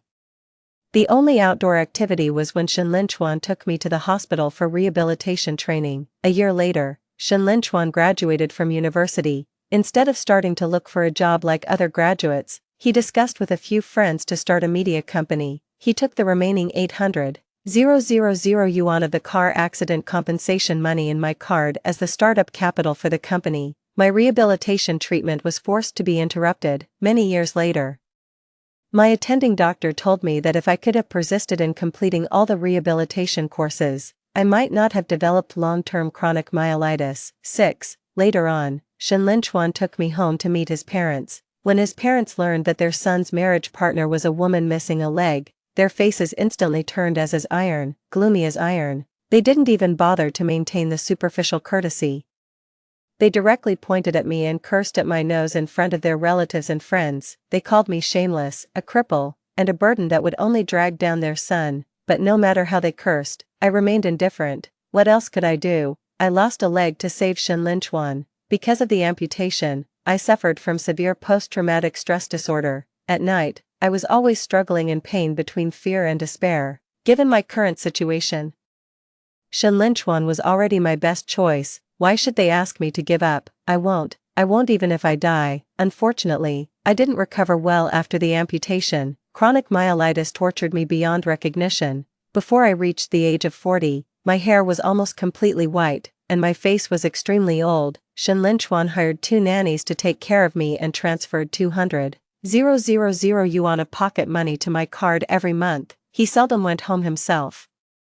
Even if he came back a little earlier occasionally, he would always stay in the study and only come out late at night. He was always busy and always on business trips. On the night of Li Cheng's housewarming party, my body trembled and I had difficulty breathing due to the onset of post-traumatic stress disorder, and I was urgently sent to the hospital. I asked Shenlin for an explanation, but he always avoided showing up. 2 months later, I died in the hospital of respiratory failure caused by myelitis. Until the last moment, Shenlin never appeared again. After I died, my soul lingered for a long time. I watched as the nurse covered me with a white cloth, looked at the gradually brightening sky outside the window, and saw Shenlin, who came late, standing in front of my body with a look of relief on his face as if he had been freed. After dealing with the funeral affairs, he sat in front of my newly built grave and lit a cigarette. He said, "Jiang Yuning, you lost your left leg to save me. I was also imprisoned in a self-imposed prison and forced to stay by your side for more than 10 years. Now that you're dead, I'm finally free. In this life, we're even with each other. If there's an afterlife, we'll be miles apart and never see each other again." After saying that, he lit our marriage certificate in front of the grave. I followed Shenlin to the front of a luxurious villa. A woman wearing a silk nightgown ran out of the villa barefoot. She threw herself into the man's arms. It was Lin Muxue. She hugged the man around the waist and comforted him softly. "Honey, don't be too sad, that woman is dead. From now on, our family of 3 will live a good life." The man nodded silently. In the evening, I saw their daughter, who was already in the 3rd year of junior high school, but I had only been married to him for 15 years. It turned out that the marriage I had thought was stable before had already been completely rotten. 7. I don't know if the hatred surging in my eyes due to the memories was too obvious. Shenlin softened his tone, and his voice was so gentle that it was almost flattering. "Okay, don't be angry. I'll transfer the money to you as soon as I raise it. Now, let me take you to that dessert shop you like the most. How about it?" I shook off his hand that came to hold mine in disgust. Shenlin was a bit stunned, and his right hand hung awkwardly in the air. Just then, his phone rang suddenly. After looking at the caller ID, he glanced at me in a flustered manner and said to me with an unnatural expression, "Yuning, wait a moment, I need to answer this call." Then, he covered the receiver and walked a few steps to the side. "Hello, Muxue." His lowered voice drifted over with the wind. "Don't worry. I've already dealt with the matter, and I'm out of the detention center." I didn't know what was said on the other end. I saw a slight blush on the tips of his ears. He asked in a low voice, "What brand of tampons do you use?" "Okay, if your stomach hurts, just stay in the dormitory and don't come out. I'll buy tampons and painkillers for you later and send them to you." When he hung up the phone and turned around, there was still a trace of tenderness on his face that he hadn't had time to put away. He said to me a bit awkwardly, "Yuning, I suddenly have something to do. How about you go back to school first, and I'll buy the dessert and come to find you downstairs in your dormitory later." I glanced at the messages constantly popping up on Shenlin phone and said indifferently, "No need, I still have something to do tonight. You can go and take care of your own business." The man let out an imperceptible sigh of relief, nodded, and said, "All right, then I'll go first. Be careful on your way back." In the setting sun, I watched him eagerly walk across the road. thinking of the fear and despair I felt in that instant when my left leg was caught under the car in my previous life. I suddenly blurted out, "Shenlin Chuan." He turned his head and smiled at me. "What's wrong, Yuning? Is there anything else?" I looked at this man who had been by my side for nearly 20 years in my previous life, the man who once knelt beside my hospital bed and swore to love me and take care of me for a lifetime. The afterglow of the evening sun cast a hazy layer of blood color on him. At this moment, the green light behind him turned on. "Be careful when you cross the road, watch out for getting hit by a car and killed," I said. Shenlin Chuan was taken aback, and then he grinned at me. "Don't worry. Your boyfriend has a tough life." I looked at him without saying anything and turned to walk in the direction of the school. A dozen seconds later, there was a harsh screech of brakes behind me, followed by a bang, the dull sound of a heavy object hitting the ground. Someone screamed in terror. "Ah, someone's been hit, call the police quickly." I tightly clenched the strap of the canvas bag on my shoulder, and my nails dug deep into my palm. The surging crowd kept rushing towards the intersection where the accident happened. My stomach suddenly cramped violently. I couldn't hold it in any longer and bent over, retching violently. 8. I returned to the dormitory in a daze, only to meet a pair of eyes that seemed to want to say something but held back. "Yuning." My roommate seemed hesitant to speak. I let out all my strength and threw the canvas bag and my phone on the table. Then I randomly grabbed the water cup next to me and took a few big gulps. The cold liquid slid down my throat, cooling the burning feeling churning in my chest a bit. "What's wrong, Yao Yao?" I asked. My roommate hesitated and pushed the phone in front of me. "This post was just posted 5 minutes ago. Could the injured person be Shenlin Chuan from our class?" I looked at the phone screen. The title on the campus forum on the screen was "Shenlin Chuan from the School of Finance encountered a severe car accident near the Cultural Square." In the webpage, although the photo was pixelated, the blurred dark red bloodstain was still shocking. I looked at this piece of content and didn't speak for a long time. Just then, my phone suddenly vibrated on the table. It was a strange landline number. I casually turned on the speakerphone. A woman's urgent voice came from the other end of the phone. "Hello, is this Su Yuning? This is the emergency department of the 2nd Municipal Hospital. Shenlin Chuan had a car accident and his injuries are serious. Please or his family come to the emergency department as soon as possible." I frowned. Shouldn't the hospital directly notify the school or his family? Why did they call me directly? I replied, "Sorry, Shenlin Chuan and I are just ordinary classmates. I suggest you directly contact his family." The person on the other end was obviously taken aback for a moment. "You are the only emergency contact on the injured person's phone. Could you please help contact his family?" "I don't know the contact information of his family. I still have something to deal with here.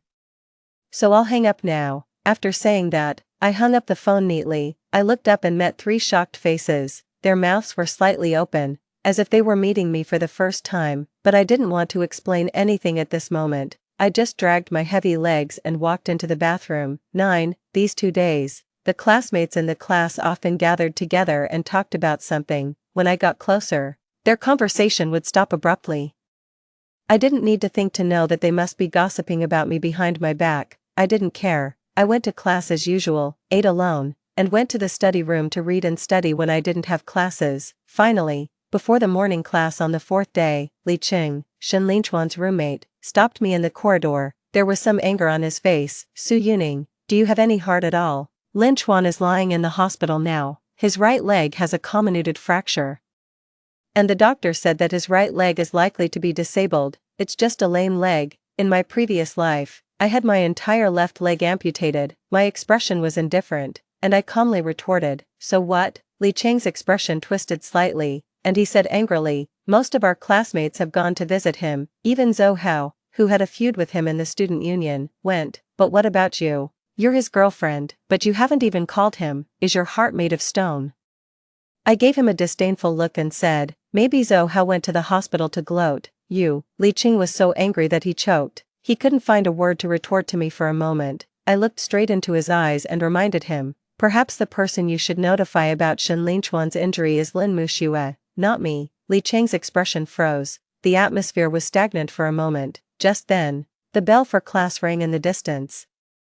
I pushed his arm aside and walked into the classroom from the back door without looking back. Li Cheng's voice, suppressing his anger, came from behind me. "Su Yuning, you're the coldest person I've ever met. I twitched the corners of my mouth and curled up a sarcastic sneer. Cold-blooded, compared to you heartless and hypocritical scumbags, what I've done is really nothing. 10. But I still went to the hospital to see Shinlinchuan. As soon as I pushed open the door of the ward, a strange smell hit my nose. Shinlinchuan's right leg was wrapped in thick gauze. There were dried yellow medicine stains on the gauze, and some dark brown bloodstains seeped through. It looked really disgusting. I heard that his injury was very serious. He had to be debrided and have the inflammation reduced first, and the operation could only be carried out after the inflammation was suppressed. I looked at the man who was half lying on the head of the bed. In just a week, he had almost lost all his weight, and his pale cheeks were deeply sunken, just like me at this time in my previous life. He looked very weak, but the moment he saw me, his eyes lit up. Yuning, you're here. There was joy in the man's hoarse voice. He sat up straight excitedly, probably accidentally pulling the wound. He frowned and let out a pained groan. However, the next moment, when his gaze accidentally landed on my intact left leg, his eyes, which were originally filled with joy, suddenly trembled. Shinlinchuan remained silent, but his gaze was fixed firmly on my left leg.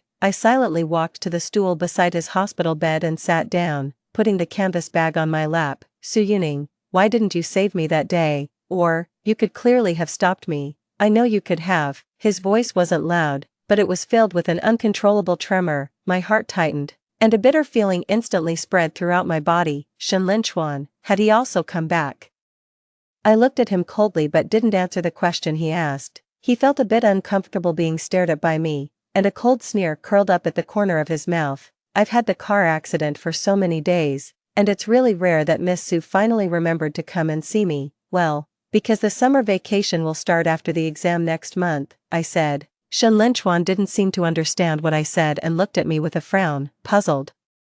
I don't plan to do a summer job this summer vacation. I've made an appointment with a friend to travel abroad, so I need you to return the 170 yuan to me now. Shinlinchuan widened his eyes in disbelief, and his eye sockets gradually turned scarlet. His voice became a bit broken. You came to the hospital just to ask me for money. Su Yuning, do you have any heart at all? Have you ever truly loved me? 11. Shinlinchuan's question made me laugh in disbelief. He actually asked me if I had truly loved him. Then how did I lose my leg in my previous life? Was it because I didn't want it anymore? The scene of Li Qing saying that he regarded me as Lin Mushua's substitute suddenly flashed in my mind, and after I died, he sat in front of my grave and said those words. How could such a scum of the earth be worthy of my love again? I sneered. Shinlinchuan, in your eyes, am I a fool who can be easily deceived by you? He was slightly taken aback. Then he replied angrily, when have I ever deceived you? In my previous life, I worked hard and took care of you, a disabled person, for a full 17 years. What else do you want? I sneered. Take care of me. In the 2 years before we got married, you did take care of me, but most of the time, I was alone at home. I hopped around on one leg with a crutch, taking care of myself. Later, after we got married and you had money, you hired a nanny and were so touched by yourself. Shinlinchuan, tell me with your conscience, how many times have you truly taken care of me? Shinlinchuan's face turned red. Don't I need to work? Don't I need to make money? I have social engagements and business trips every day, all for you and our family. Do you think the 200,000 yuan I give you every month is just picked up for free? Social engagements, business trips, I repeated his words sarcastically. Is it a social engagement to have sex with Lin Mushue in the Lanwan villa? Or is it a business trip to attend the parents' meeting for your daughter in the 3rd year of junior high school? When I mentioned Lin Mushue and his daughter, Shinlinchuan's expression changed suddenly, and all the color drained from his face. After a short silence, he suddenly laughed strangely. He said, Su Yuning, do you know how I felt every time I had sex with you and saw the stump of your left leg? I just wanted to vomit. Really, it was a physical nausea and the urge to vomit. Every time we had sex, I had to take medicine in advance and suppress myself desperately to continue facing you. If what you call deceiving refers to this matter, then I really did deceive you. Every word of his was like a poison knife, stabbing directly into my heart and then stirring it repeatedly. I tried my best to keep calm, but my teeth still chattered uncontrollably. Tears were almost about to burst out. But I couldn't. I didn't want to break down in front of such a scumbag. I stood up, raised my right hand, and with all my strength, slapped him hard in the face. Shenlin Chuan, you're a piece of trash, damn it, why wasn't your ass directly killed by the car that day? The man's face was slapped to the side by me, he pressed his tongue against the corner of his mouth that was bleeding, and his Adam's apple rolled up and down. I took a deep breath and tried my best to suppress the tremor in my voice. Today, I don't want to hear how much you once hated me, and I don't want to talk about the favor of saving you in my previous life, since it's all in the past life. There's no need for anyone to mention it again in the future. I came here for two things, one is that we break up, and the other is that you pay back the money immediately. From now on, we're completely done with each other and have nothing to do with each other. 12. I stood in front of the hospital bed. With my arms crossed over my chest, I coldly watched Shenlin Chuan with a dark face, making phone calls one by one to his relatives and friends to borrow money. When Alipay notified me that 170 yuan had been credited to my account, I blocked all of his contact information right in front of him. I was just about to turn around and leave. Shenlin Chuan's cold voice came from behind me. Su Yuning, I really want to see how well you can live this life without me. Relying only on your father who is full of scheming and your stepmother who is so calculating. When that time comes, if you regret it and want to come back to me, I may not necessarily accept you. I paused slightly in my steps. The faces of that disgusting man and woman involuntarily emerged in my mind. That woman was my mother's cousin. After my mother was diagnosed with advanced cervical cancer, she came to take care of my mother for a while. As a result, she ended up in my father's bed.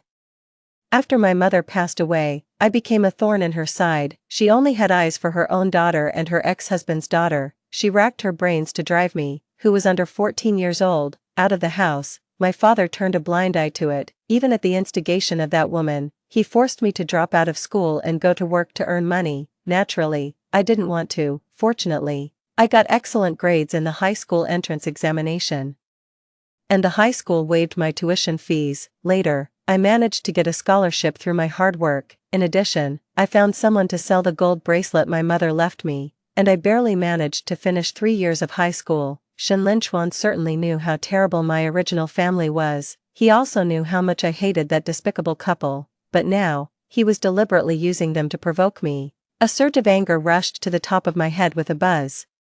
I suddenly turned around and walked up to his hospital bed, raised my hand and slapped him again, and then spat in his face. Ugh, you want me to come back? It's 12 o'clock at noon, what the hell kind of daydream are you having? I think you're just as lowly as those two beasts, all from the same filthy den. Shenlin Chuan's face twisted instantly, and the veins on his forehead bulged. He suddenly got up from the hospital bed and pounced towards me, but because of his injured right leg, he fell heavily to the ground. Su, you, Ning, he gritted his teeth and roared my name, as if he wanted to devour me alive. I looked down at him contemptuously and coldly, and then slammed the door and left. 13. I had already cut off all contact with Shenlin Chuan, but things about him still inevitably reached my ears through other classmates in the class. I heard that he had a serious infection after the operation, which led to sepsis, and he stayed in the ICU for more than a month.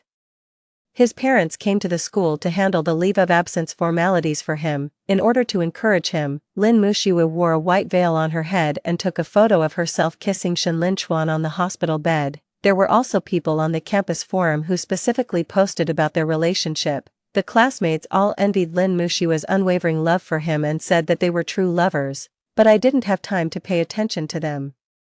I was busy preparing for the Advanced English Interpretation examination, studying for the postgraduate entrance examination, and enjoying the feeling of running freely with my healthy legs. I immersed myself in BBC News and TED speeches every day, and even practiced simultaneous interpretation in my dreams. The name Shenlin Chuan had long been blurred by my studies. The next time I saw Shenlin Chuan was in the winter of my senior year, just before New Year's Day. At that time, it had been only a few days since the preliminary examination of the postgraduate entrance examination ended, and the nerves that I had been tensing all the time finally got a little relaxation. That day, I sat by the artificial lake holding a cup of hot cocoa, watching the artificially raised red-billed gulls frolicking and hovering on the lake. Suddenly, a fierce argument came from not far away. Shenlin Chuan, why don't you stay in the rental house properly?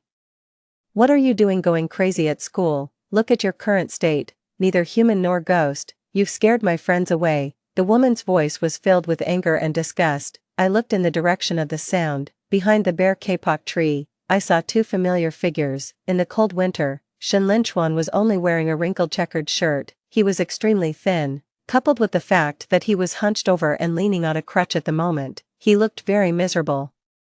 Shen Linchuan's eyes were bloodshot, and he asked sarcastically, "Friends, you tell me they're friends, you were all hugging and kissing each other, how the hell are they still friends?" Lin Muxue, I just took a leave of absence for a while, and you couldn't wait to hook up with someone else behind my back. No wonder you didn't answer my calls or reply to my messages recently. If I hadn't secretly come here today, I wouldn't have known that you were cheating on me. Lin Muxue looked impatient.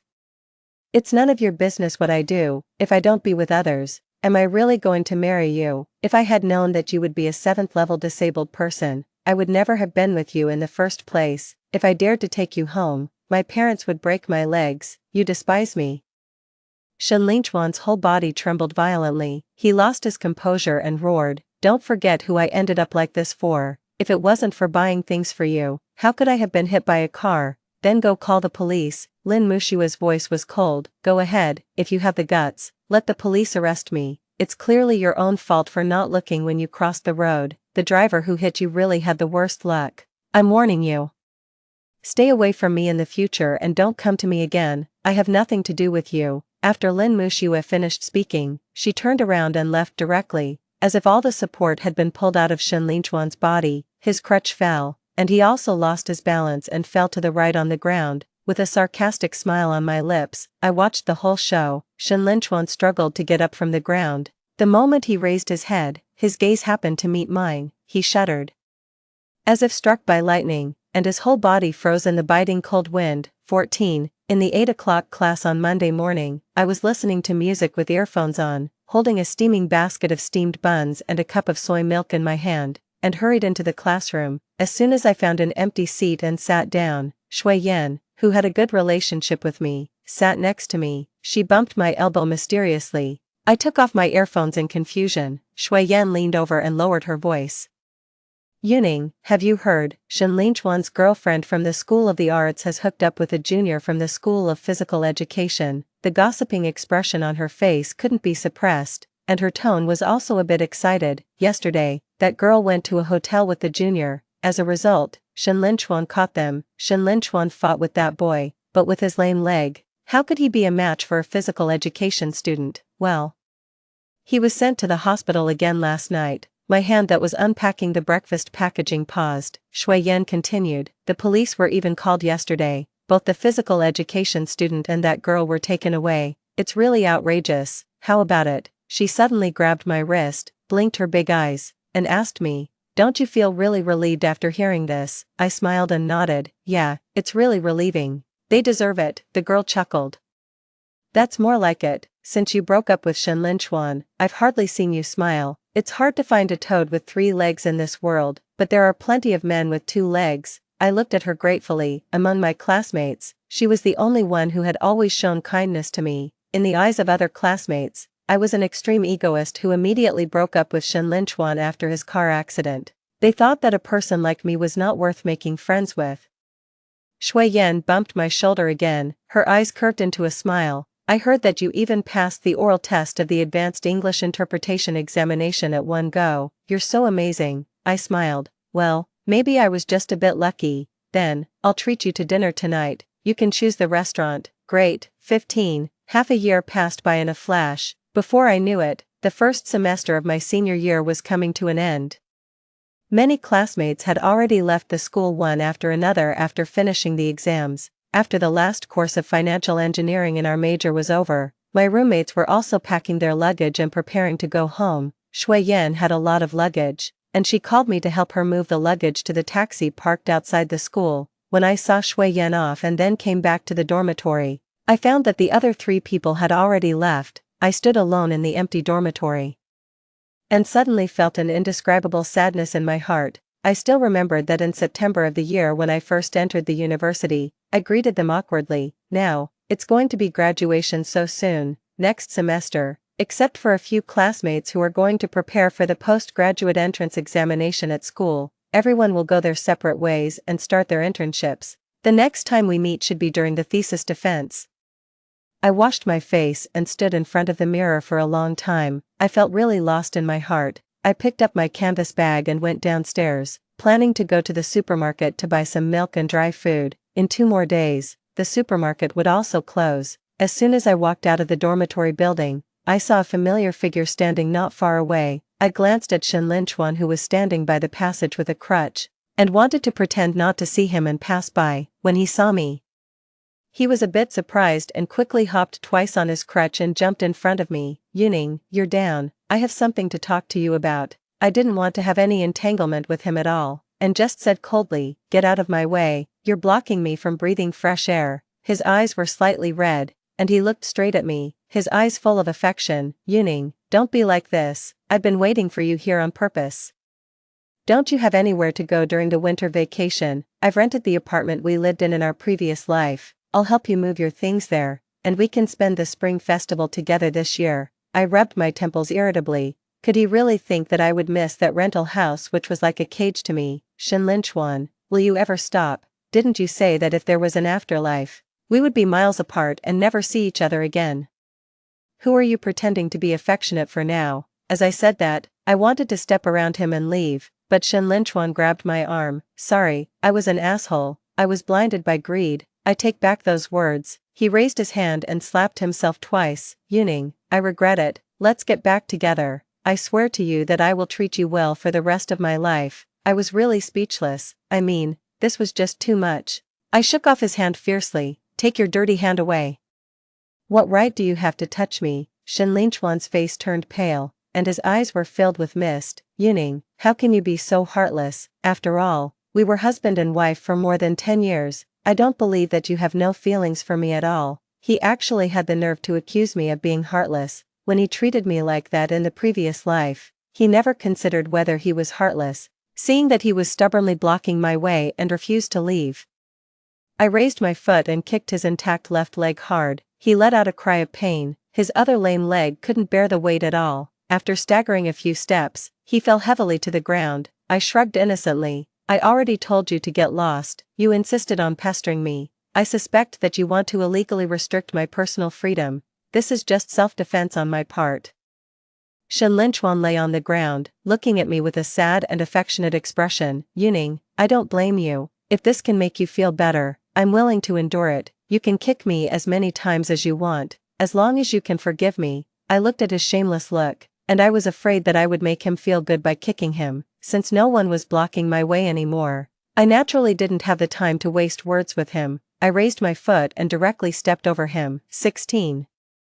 In late February, the results of the preliminary examination of the postgraduate entrance examination came out. The score was good, more than 20 points higher than my last mock exam. It was an excellent performance beyond my normal level. Considering safety and my own ability, I didn't apply for the first-tier universities. Instead, I applied for a popular major in a second-tier university. The direction was smart finance. Then I started to prepare nervously for the re-examination. The next time I heard news about Shinlin Chuan was half a year after I entered graduate school. Since I kicked him that time, he had harassed me for a while, but every time, either I gave him a beating, or I called the security guards or the police. Gradually, he no longer appeared in front of me. That day, I just came out of the financial laboratory. I received a WeChat voice message from Shui Yan on my phone. During the conversation, she told me that Lin Muxiue and Shinlin Chuan had gotten married and invited many of our classmates. I asked curiously, "Didn't they break up before?" Then, I heard an extremely shocking story. During her internship, Lin Muxiue worked as a music teacher in a private elite primary school. As a result, she got involved with a student's father. This was discovered by the student's mother, who put the man and hers racy photos and explicit chat records on the internet. Since the man was a senior executive of a listed company, the topic quickly became a trending topic on the internet that night. #expose an executive having passionate moments with an intern teacher in the car. #the music teacher of an elite primary school is involved in an affair and exposed by the wife. #the wife exposes the explicit chat records between the executive and the intern teacher. Not long after this incident happened, Lin Muxiue was knocked unconscious on her way home one night. When she woke up, she found that her hands were covered in blood. After diagnosis, the tendons in both of her wrists were precisely severed. After treatment, although she retained her ability to live daily life, it was no longer possible for her to play musical instruments like the guzheng and the piano. So, Shen Linchuan took advantage of the situation at this time. I asked Shui Yin, "You guessed it right." Shen Linchuan took the initiative to find Lin Muxue and said that he would take good care of her for the rest of his life. They just had their wedding a few days ago. It was quite grand, and my boyfriend also went. I smiled. They were really a pair of lovers. They became a couple in both lifetimes. After graduating from graduate school, I entered an international financial company through campus recruitment and became a management trainee. The job requires frequent trips between Shanghai and Hong Kong, China. I became even busier, but I still managed to find time to fall in love. My boyfriend is an alumnus I met during my postgraduate studies, majoring in artificial intelligence. On Valentine's Day, since I was working in Hong Kong, China, I had a long phone call with my boyfriend after work. By the time I hung up the phone, it was already late at night. When I opened WeChat, I saw more than 100 unread messages in the university class group. Everyone seemed to be discussing Lin Muxue and Shen Linchuan. Out of curiosity, I scrolled up through the messages. The earliest message was a forwarded news article. Woman unable to bear long-term domestic violence, poisons her family with tetramine. In the news photo, the person wearing a yellow detention center vest and bowing her head for an interview was unexpectedly Lin Muxue. Lin Muxue stated that since getting married, she had felt like falling into an abyss. She not only had to take care of her lame husband but also serve her difficult in-laws. Even when she was pregnant, she was ordered by her mother-in-law to do housework. Just because she said she would do it a little later, she was pushed hard by her mother-in-law. Her stomach hit the corner of the table, and she miscarried the baby in her womb. However, instead of feeling sorry for her, her husband cursed at her, calling her a useless person who couldn't even protect their child. As soon as she got home after the dilation and curettage surgery, she was brutally beaten by her husband. Since then, her husband seemed to be possessed by a demon and often tortured her in various ways. Every time he saw her kneeling on the ground and crying for mercy in pain, a sickening sense of pleasure would appear on his face. She spent every day in fear and despair. She tried to escape, get a divorce, and seek help from her parents, but every attempt of hers was met with endless beatings from her in-laws and husband. Finally, she broke down.